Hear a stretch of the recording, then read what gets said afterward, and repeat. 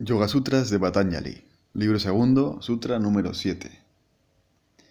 El apego se posa en el placer. Yoga Sutra número 8. La aversión se posa en el dolor. Bien, en estos dos sutras, sencillos y cortos,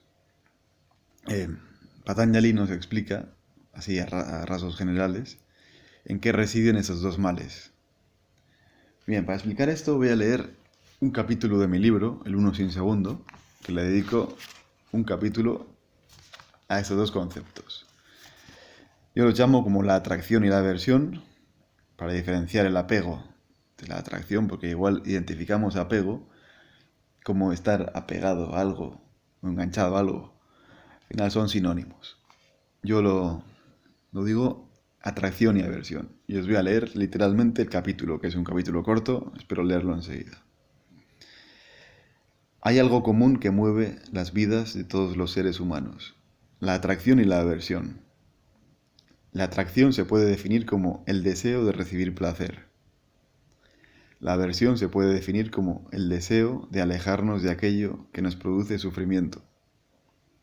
Así, todos los seres humanos nos vemos movidos por estas fuerzas de la naturaleza, que nos inducen por todos los medios a acercarnos al placer y a alejarnos del dolor. Este es uno de los grandes móviles que impulsan la evolución humana en general y nuestras vidas en particular. El deseo de recibir placer se manifiesta en deseo de recibir alimentos y satisfacer las necesidades básicas del cuerpo.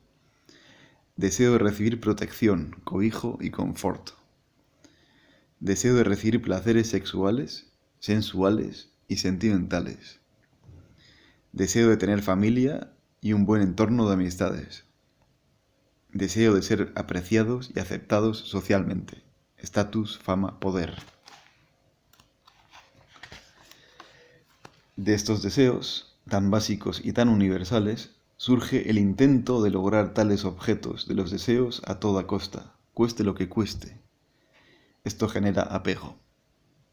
Esto mueve nuestra vida en la dirección que impongan los vientos que conducen nuestro navío hacia la consecución de dichos placeres. La aversión es mucho más sencilla de definir. Simplemente tratamos de alejarnos de todo aquello que nos produce dolor físico, dolor emocional y dolor mental, es decir, de todo aquello que nos produce sufrimiento. Cuando un estímulo exterior llega a nosotros a través de uno o varios de nuestros órganos de percepción, 5 sentidos, nuestro cerebro procesa dichos estímulos y después nuestra mente los interpreta.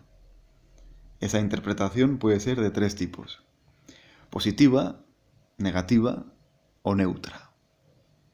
Si es positiva, se producirá atracción, deseos de apego y la consecuente necesidad de acercarnos a lo que ello nos induce, deseo de recibir.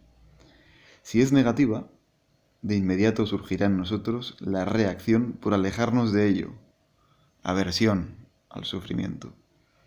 Si es neutra, no generará ningún deseo potente capaz de provocar movimiento de algún tipo en nosotros, aparte de tedio y aburrimiento. ¿Veis cuáles son los móviles que nos empujan en la vida? Todo esto nos condiciona. Todo esto nos lleva por el sendero evolutivo cual autómatas, cual robots programados con un algoritmo simple. Acercarnos a aquello que nos produce placer, alejarnos de aquello que nos produce dolor, o permanecer neutrales ante todo aquello que nos produce indiferencia.